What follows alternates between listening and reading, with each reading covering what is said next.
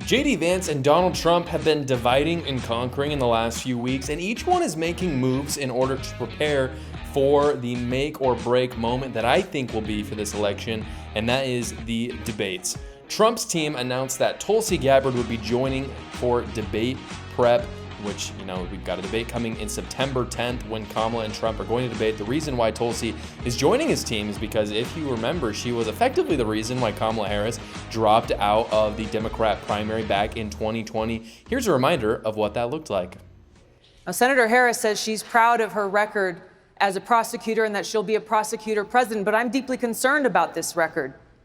There are too many examples to cite, but she put over 1,500 people in jail for marijuana violations and then laughed about it when she was asked if she ever smoked marijuana. She blocked evidence. She blocked evidence that would have freed an innocent man from death row until the courts forced her to do so. She kept people in prison beyond their sentences to use them as cheap labor for the state of California. And she fought to keep cash bail system in place that impacts poor people in the worst kind of way. When Tulsi Gabbard says those facts about Kamala Harris, there's a massive applause that goes through. And here's a reminder, there were no Republicans in that room. Republicans were not at the Democrat, party debate. And so despite what the media want you to think, Kamala Harris is really not that popular. Again, that was like in 2020. It was not that long ago. And those are liberals who are applauding when Tulsi Gabbard, who's not even a Democrat anymore, absolutely destroys Kamala Harris. So that kind of gives you an idea of just who Tulsi Gabbard is and what she can bring to the Trump campaign. She's very precise. She's a very calm attacker. It's very effective because everything she said is true, but it's also done in a way that's very palatable and good for Americans to see. And frankly, if you remember, this mirrors the strategy that Donald Trump used against Biden just this last time where, Biden literally dropped out because of it. This was very different from what Donald Trump had done in the past. Donald Trump usually is a little bit of a yeller. In 2020, a lot of people were very critical of him in the debates, myself included, because he was just a little bit all over the place. But Donald Trump in the last debate was a lot more reserved, and you could tell he was showing a lot of restraint, probably took a lot of debate coaching. And I think Tulsi Gabbard is going to be a great coach because she's going to continue to advise him in this way, but maybe help him to be even more, precise with some good talking points, just like she was. I mean, if he can debate as good as Tulsi Gabbard did, which I don't know if he can, but maybe he could, and he will definitely do it in a way different than Tulsi Gabbard since he's on the other side of the aisle. But if he can do it kind of with that Tulsi Gabbard flair, I think it's going to be game over for Kamala Harris. It isn't just enough to use the Kamala Harris nickname. Like, you can't just go in there and call her, Chameleon Kamala or Commie Kamala, which are good. They're good nicknames, don't get me wrong, and they're all accurate. But he needs to express to Americans how Kamala Harris has made their lives miserable in the last 4 years. That's absolutely essential. He's got to do it. Kamala Harris has also been preparing for the debate, so it's not just Donald Trump who's doing this. Obviously, Kamala Harris knows that this is make or break, and the reason why is because literally her predecessor, still the president of the United States, her boss, literally dropped out because of how bad the debate was last time. So the debates matter. In the past, people maybe a year ago, people might have said, yeah, the presidential debates don't really matter. They clearly matter now. So Kamala Harris has been preparing for the debate, and apparently she has a Trump impersonator from the Clinton campaign, which is interesting. I think it is a good idea. And the reason why it's probably an effective idea to have a Trump impersonator is because Trump's personality alone could be enough to shake you. You can learn all the facts you want. There's certainly plenty that you can attack Trump on if you want. But, his confidence is insane. And it's hard to match, actually debating the real person from just the facts. And so his personality alone could be enough to shake her. So having an impersonator might not be the worst idea, but ultimately I do think the battle for the debate is going to come down to a battle of facts and not a battle of personalities. And the reason why I say that is because we know who Donald Trump is at this point. I don't think his personality is pulling someone one way or another. Kamala Harris is. I don't think it's going to pull people towards her. I guess it could pull her away, but I actually don't think it will either way. I think it's really about facts and just kind of the vision that Americans want to see. Unfortunately, I do think there are a lot of Americans that want Kamala Harris's vision. I think if Trump can articulate his vision a little bit better, no question, he'll win in a landslide. And if I had to bet, I think Trump will win the debate. And that is because It's not even because I necessarily think that Kamala Harris is going to do awful in the debate. It could go either way. Sometimes she's a little bit better at speaking, sometimes she's not. But the reason why I think it will look particularly bad for Kamala Harris is because the media has shielded Kamala Harris this whole time. And so on one hand, you look at that and you think, okay, well, that's a good thing for Kamala Harris that they've shielded her. But on the other hand, Americans just don't really know who she is. They don't know kind of what she has to offer. And so there's a good chance, even if she's kind of mediocre, people will look at her and be like, ugh, like she's got nothing going for her at all, which is certainly what I think. But, most Americans aren't into politics as much as I am or you are. And so for that reason, I actually think Trump is going to do a good job because he's going to hit her with attacks that most people might not have even heard of before because, again, the media are shielding her. And so if he starts hitting her with things and people are hearing it and they're going, wait, what was that? That sounds kind of crazy, and they start looking it up, I think it's going to hurt her in a big way. At the same time, juxtapose that with the fact that Kamala is going to tell everyone that Trump is a Putin stooge and that he's a convicted felon. And those attacks, everybody's going to be like, yeah, we've heard this before.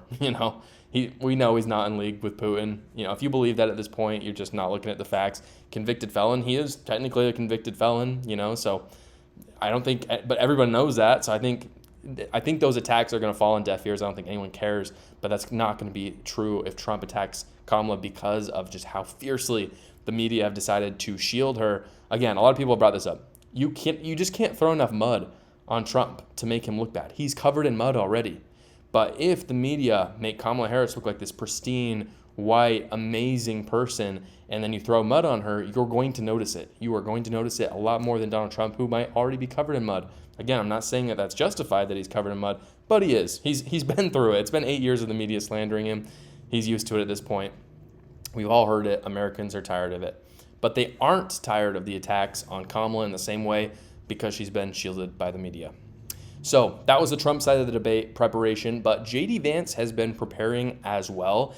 Today, J.D. Vance was at a press conference talking to journalists when a journalist asked a pretty stupid question. Unfortunately, there's not super good audio of the question, so I'll just show the response by J.D. Vance. But the question was if J.D. thinks Trump shouldn't attack Kamala personally. Take a look. Look, the question, I'm not going to repeat that question because it's kind of insulting to our president. So I'll repeat the ones that aren't insulting to our president. Look, here's the answer. To the people who say that Donald Trump should do something different, they had an opportunity to make Donald Trump do something different by challenging him over 3 separate primaries, every single one of which he won. So I think that Donald Trump has earned the right to run the campaign that he wants to run. And look, if you listen to what Donald J. Trump says, if you look at what I say, we are prosecuting the case against Kamala Harris on policy.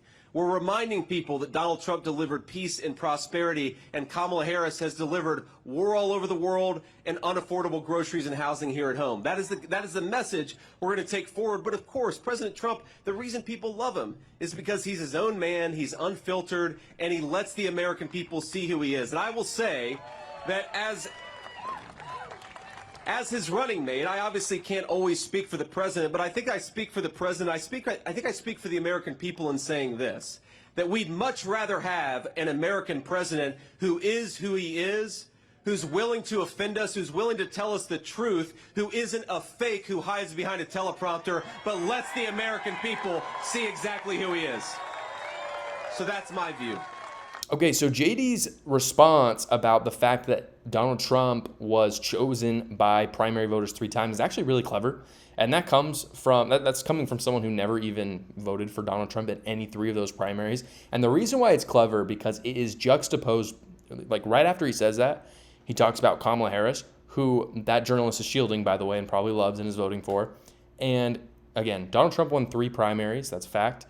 Kamala Harris hasn't won a single primary. Donald Trump has run for president 3 times, won 3 primaries. Kamala Harris has run for president twice and received 0 votes. It's not that she's never won a primary. She's never gotten a vote ever in a primary. This first time, she received just 0 primary votes. She dropped out after Tulsi Gabbard destroyed her in a debate. The second time, she won the nomination right now, still with 0 votes. And so what's truly crazy is that if there had been I think people have to, this is an interesting mental exercise, and this is why it's so profound that she didn't get any votes in this one. If there was a primary that was held maybe a year ago, she would not have won. Kamala Harris would not be the nominee today. The only way that we get into this situation where Kamala Harris is the nominee is in the situation that we had, where Donald Trump destroyed Joe Biden in a debate. He dropped out. Who else was there other than the VP? I mean, you have to fall behind her. If you don't fall behind her, then you're a racist in the eyes of Democrats. They had to do it because she's a black woman. And so we know almost certainly that if there's been an open primary, she would not have won. The nominee would have been Biden if there had been an open primary still, or maybe Gavin Newsom or Gretchen Whitmer. It wouldn't have been Kamala Harris. And we know that because she didn't even get close in 2020. Now, addressing what J.D. Vance said at the end, this was really interesting as well. The dichotomy between Trump and Kamala Harris is actually quite stark, but not in the reason that you would think.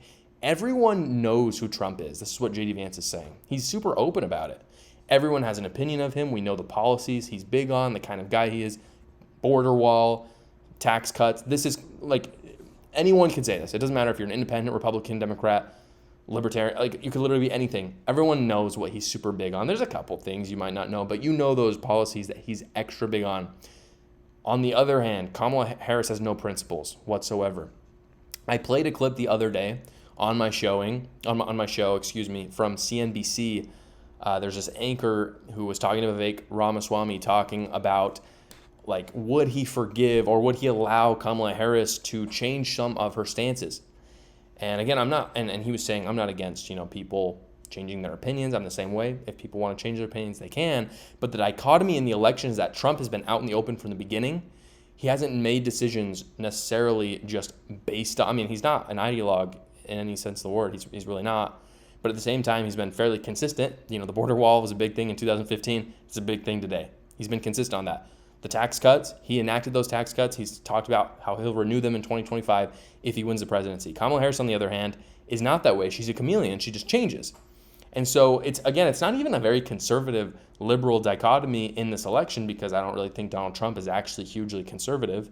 Kamala Harris is a raging progressive, a crazy progressive who literally wants socialist, communist policies, but that's a conversation for another day. There's certainly some dichotomy there, but the dichotomy that J.D. Vance is talking about, which I actually think is very palatable and very helpful for a voter, is what you're getting with Donald Trump. You have no idea what you're getting with Kamala Harris. Again, Kamala Harris can change her opinion. She can change her policies. That's fine, but it doesn't come across, from what she's doing, she's not having a change of heart. She's not coming out and saying, I was wrong about that before. She's coming out and saying, oh, Donald Trump, he's making it so that we're not going to tax on tips anymore. Yeah, that looks like a pretty good idea. I'm going to do that too. And I don't really believe any of that. In fact, I am a raging progressive, and so I want, higher taxes. But it looks pretty popular, so I'll just do it. That's what you get from Kamala Harris. And again, no one, not Kamala's supporters or haters or in-betweeners, knows who the heck she is. No one knows what she stands for. You could go on the street right now, and you could talk to someone and say, who are you voting for? Kamala Harris. Awesome. What are a couple policies that she's big on? They'd have no idea.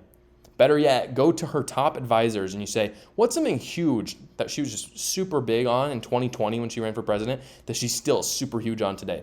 They could not answer it. And so the question is, what version of Kamala are we going to get if she wins the presidency? And that alone could be the very reason why she loses, because people don't know. But with Trump, there's no question what we'll get. Thank you so much for watching, everybody. Please go down below, comment, like, and subscribe, and watch another video.